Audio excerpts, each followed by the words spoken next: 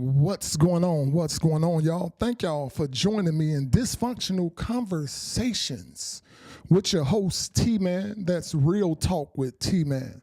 I really appreciate you guys for just helping me grow through this process. Everything has been amazing. Have y'all been watching the news? Mega celebrities are turning on Donald Trump, y'all. I'm talking about they turning on this fool. And I don't know if y'all been watching the news. I don't watch a lot of the news, but I have been tuning in somewhat. And literally these people are turning on Donald Trump. The same ones that's voting for him, y'all. And it's funny just seeing how for everybody, you know, how everybody was just for this dude. Everybody just for him. Hoorah, who throwing up the symbol. Everybody was for this dude. But if y'all been watching the news lately, just check some of this stuff out. Just like Trump, if y'all pay attention, Trump loves to take credit for any kind of progress from the previous administration. Now, things that ain't so good from the previous administration, or maybe from him. Maybe it's coming from his side. But he don't take credit from that. And that don't seem too responsible to me. But I want y'all to check this out right quick. Just check this out real quick, y'all. I got something for you. Check it out.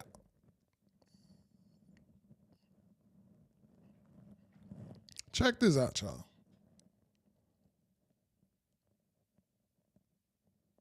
Markets this morning with the future trade underway. It is a clear risk off and uncertainty and fears of recession, perhaps with Pay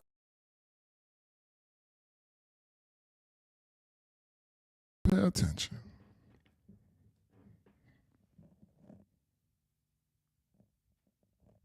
S&P 500 futures down more than 5%. Brent crude down more than 2.5% with the Saudis cutting their price of oil. That's also another recessionary fear of energy is trading off. We also have a read on FX that's been trading for the past few hours. We are at the lows of the evening when it comes to the dollar versus the yen. There is a clear bid into havens that extends to Treasury futures too. Now, as to where the roadmap goes for this market, we have these assets open, but in about 2 hours time, we're going to get more liquidity injected into the market.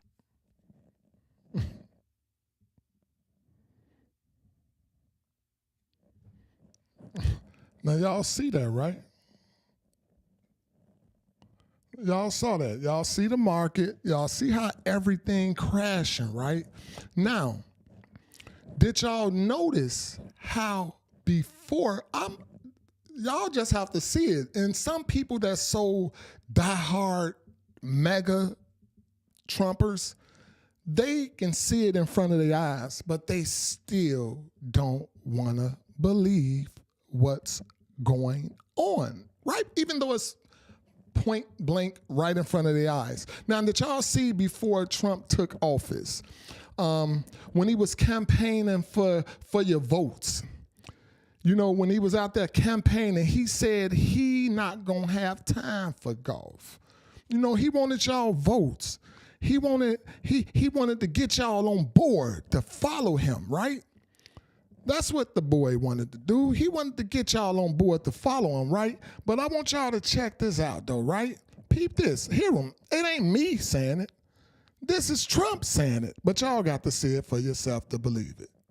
See it to believe it. Obama, it was reported today, played 250 rounds of golf. Everything's executive order because he doesn't have enough time because he's playing so much golf. Obama ought to get off the golf course and get down there. I'm going to be working for you. I'm not going to have time to go play golf. He played more golf last year than Tiger Woods. This guy plays more golf than people on the PGA Tour. I love golf. I think it's one of the greats, but I don't have time. If I were in the White House, I don't think I'd ever see Turnberry again. I don't think I'd ever see Doral again. I'm not going to be playing much golf, believe me. If I win this, I'm not going to be playing much golf. I know. Now, this dude then talked about Obama, This dude then talked about everybody. He done brung up Obama. Obama ain't running against you, fool. You was running against Kamala, not Obama. So why are you bringing up Obama? But the fact that you did bring up Obama and you said you're not going to have time to play golf. Trump not going to have time to play golf. This is what Trump said. This ain't me talking, y'all. It's right in front of your face. I'm going to say it again. It's right in front of your face. He said he wasn't going to have time to play golf. Now, check out what Washington Post had to say about this. According to new analysis by the Washington Post, President Trump has spent 1/3 of his days in office at his golf course. Hey, y'all, I can't make this stuff up now. I can't make this stuff up. This ain't me talking. This Washington Post. This is where the White House is. This is where they keeping up with this man. So he said he can't play golf. It looks like he been playing golf more than Obama because he done secured the win. He secured the win. And this is how a lot of people in life and society, this is how they play you. This is how they get you on board. They lie to you, feed you the lies, and then somehow, truth be told, somehow it seems that we forget and we don't hold these people accountable. And that's what we're doing. We're not holding these people accountable. We should, everybody that voted for this fool, they should be up there right now saying, I thought you weren't going to be playing golf. I thought you said you're not going to have time for golf. But people, for some reason, people is not, they just seem to forget. They forget the lies that's been told to them by the politicians, and we don't hold these chumps accountable, and we need to start holding them accountable. And until we start holding them accountable, we won't see no significant change. All right, y'all? Now, for those that don't know, okay, Donald Trump got a huge amount of support from streamers, podcasters like Joe Rogan, Aiden Ross, and these people are also into the stock market, okay? They are into the stock market. And as y'all seen earlier, the stock market has been falling. It has been falling very, very, very fast. I have my guy David Keaton in here right now. Keaton said, fuck Trump. And hey, man, I'm with you, baby. I'm with you, Keaton. But yeah, these streamers, these podcasters, and in my opinion, they the ones swayed the vote. They the ones swayed the vote so that this man could win, right? So that this man could win. But I want y'all to see this real quick. Now, the same people that he was sitting down with before he won, this is what I mean. We people, the ones that really voted for him, y'all have to hold them accountable because you sat down with this man. Hear me again. You sat down with this man and told him in his face that you are into the stocks. Frankly, he did not give a damn. Check this out. Check this out. The post you made on your app Truth. You know, what I just saw yesterday and the day before, you know, I'm in crypto and I'm in stocks myself. And I couldn't believe what's going on. You know, you have Japan, you have everybody just falling. And I want to ask you, you know, how do we basically get it back up and flowing and back up and running? And, you know, and what's causing this? Well, right now you have no confidence. You have somebody that now is taking over from Biden because he just wants to stay in bed all day. He can't get up. He wants to stay in bed. It was a fraud. They tried to tell people he was competent, he knew what he was doing. And in the debate, he was adjudged to be not so good. Yeah. But you can go back 4 years, too. You know, he campaigned from his basement. He didn't campaign. Mm-hmm. I said, where is this guy? During COVID. They used COVID as... Tell you what you want to hear. tell you what you want to hear. Tell you what you want to hear to get this vote, baby. I'm going to say everything that I need to say in order to grab you and get your vote. But what we're not doing, see, it's screwed up all the way around the board. They can lie to you and tell you what they need to tell you to get your vote. But we don't have enough balls. I'm going to say it like it is. We don't have enough balls to hold these same folks accountable.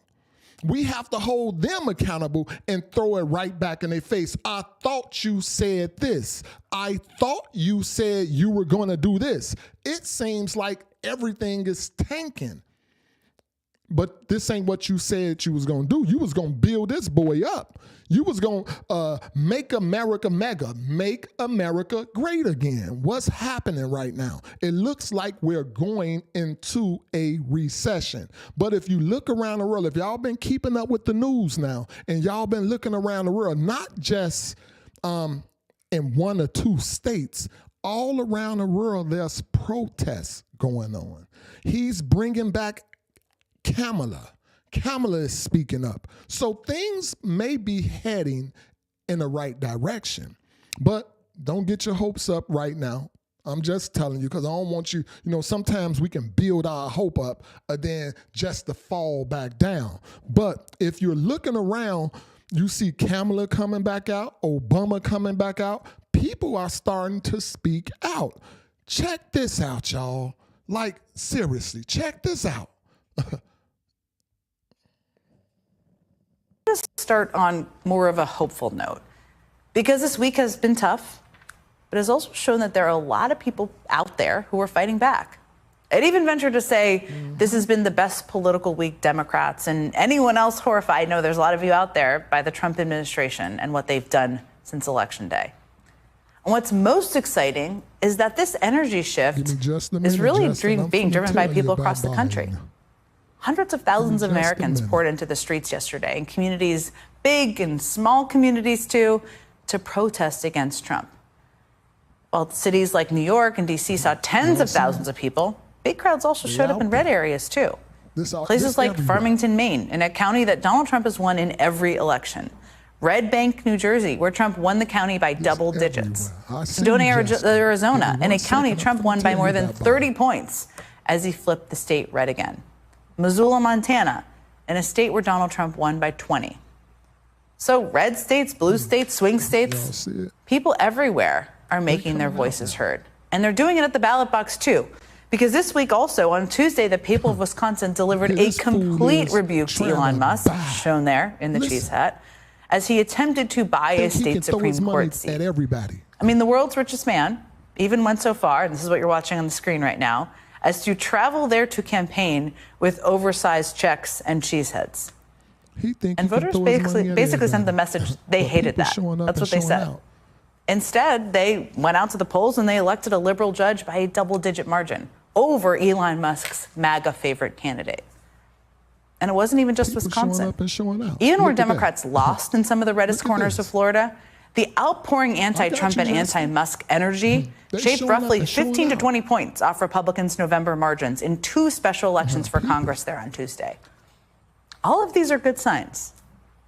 A number of people have also put their hat in the ring to run for higher office recently. People like Javier Becerra in California, Garland Gilchrist in Michigan, who I'm going to talk to shortly, and people like Mallory McMorrow. I'm probably the only person online who shares every single one of my trades completely for free. I live stream on Twitch, YouTube, TikTok, and more. This week alone, I've won 8. We need new leaders because the same people in D.C. who got us into this mess are not going to be the ones to get us out of it.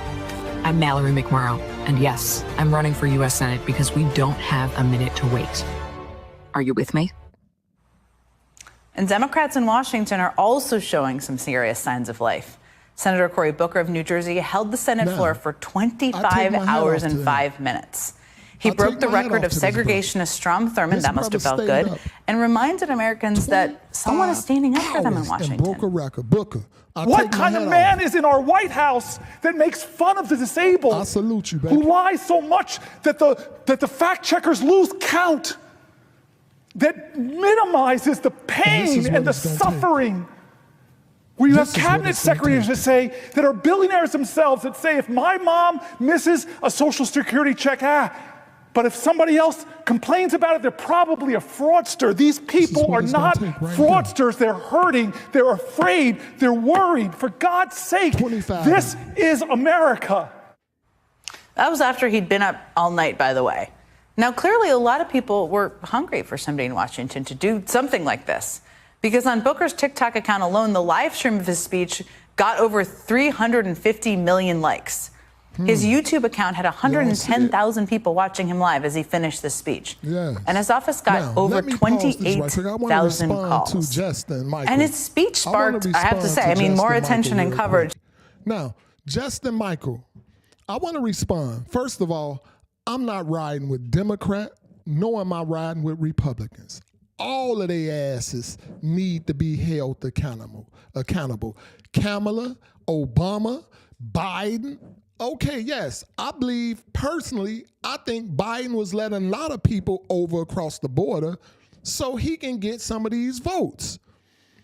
That's what I think. So he can gain the Hispanic vote. That's what I feel. So I totally agree with you.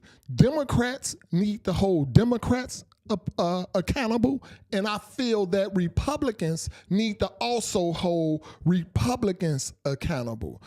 I personally don't see how a man like Donald Trump can even be able to run for president again. Are we forgetting what happened? Are we forgetting what took place, Justin? So I totally agree. They do need to be held accountable, and also they need to be held to a certain standard as well. So since we want to talk about being held accountable, do you feel like they should, people that's upholding the biggest office in the world, do you feel that they should also be held to a certain standard? Yes or no? But let's finish checking this out right quick, and you tell me what you think about that, Justin. Because I'm not riding with neither. Okay? Than anything else Democrats in Washington have tried since Trump took office. But other Senate Democrats joined the fight this week, too. Senator Adam Schiff placed a hold on the nomination of Ed Martin as U.S. Attorney for Washington, D.C. Senator Ruben Gallego pledged to do the same to block Trump's nominees for the VA in protest of Trump's plans to slash jobs and jeopardize benefits. Senator Maria Cantwell spearheaded a bipartisan push to have Congress take away Trump's power to implement tariffs. Mm-hmm. And Senate Democrats convinced a handful of Republicans to join them in voting to suspend tariffs on Canada. I'm not suggesting this is enough or that it will stop all the damage. It won't. Republicans still run both the Senate and the House, after all. Donald Trump's still sitting in the Oval Office. Elon Musk is still there all the time, too. But these are all steps in the right direction as a part of the opposition. And also this week, some of the biggest names in Democratic politics stepped back into the fray. Former President Barack Obama spoke to a crowd at Hamilton College in upstate New York on Thursday, calling out just how outrageous the last few months have been. Imagine if I had done any of this. Let me just, I just want to be clear about this. Imagine that. Hey, Justin, let me pause there for a minute. Hey, Justin, I do want to say to you, brother, and I want to be honest with you, this country has been sold out. You're right, for decades. You are absolutely right, and I'm riding with you 100%. It's been sold out for decades now. And now that shit is taking a turn for the worse, everybody want to start speaking out. Why wasn't these people holding this man accountable to not even allow this man to run for office? To have your grandmothers in the shape that they're in, where they can't even afford their medication and they're sitting here worrying and stressing themselves to death. Are they going to still have Medicaid? Are they going to still have Medicare? So people should have been holding these people accountable. Don't start now like Obama. Now you want to speak up like Kamala. Now you want to speak up. So I'm not riding with none of these fools. I'm not riding with none of these fools. But I do have hope. I do want to see a change.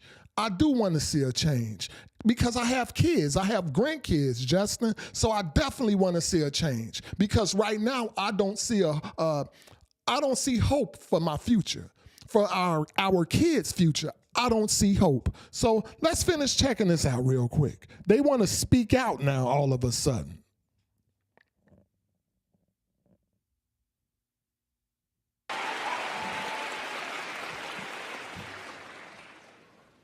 Imagine if I had pulled Fox News' credentials from the White House press corps. It's unimaginable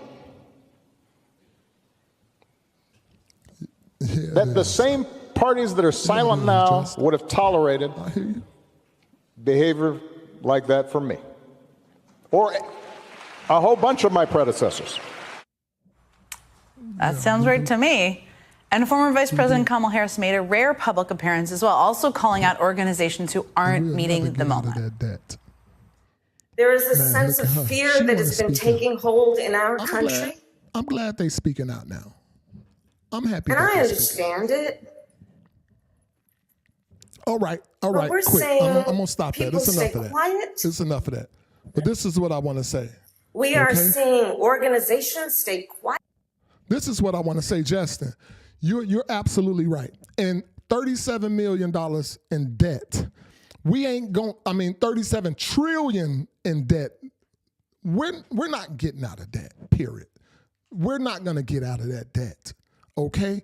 But the country, man, listen, our kids and grandkids live here in this country. And you said that, is it better or is it getting worse? The way I see life as each generation, it should be better than the last generation. I'm not sure if everybody agree with me, but it seems like the more life goes on, the more we should learn. We should be able to coexist with each other better. We shouldn't be fighting over color. A lot should change, but a lot ain't changing. It seems to me the more life goes on, the worse it gets. And that means that we're going asshole backwards. We're going asshole backwards because when you're born, when you're born, the older you get, you learn more, right? It's the same with us as a society. The older we get, the more life goes on, the more wiser we should be, the more we should be able to cohabit with each other, coexist with each other, the more we should be in unity with the universe, with nature. But if you look, we're screwing everything up. We're screwing everything up. So my thing is, man, this is what I want to say. The moral of this story, the moral of this video, wake the hell up, folks. Wake the hell up, folks. Like Eddie Murphy said, just to give us a little laugh, because if we don't laugh, we gonna cry. Like Eddie Murphy said, let's stop falling for the banana in the tailpipe, okay? Let's stop falling for the banana in the tailpipe, because at the end of the day, who's gonna suffer? Our kids, our grandkids. There's no future. There's no hope for them. So let's get our act together. Let's stand, because united we stand. If we continue to allow these folks to have us divided and chasing ourselves around like a goddamn cat or like a chicken with his head cut off, if we continue to fall for this, it's over. We're doomed. We're doomed as a nation, as a people. We have to get our stuff together. So thank y'all for tuning in. But I do want to just say, honestly, the moral of this story, of this video is, Wake the hell up. Wake the hell up, y'all. And I feel you, Justin. I'm right here with you, baby. I'm right here with you. But let's wake up, people. All right? Your boy about to get out of here. I got a little business to take care of, but I will be coming back with story time later on tonight. I will be dropping story time later on tonight. But thank y'all for tuning in. Thank y'all for the subscriptions. Please give me a thumbs up if y'all like the video. If you don't like the video, give me a thumbs down. I frankly don't give a damn. I thank y'all. I'm out here. Peace.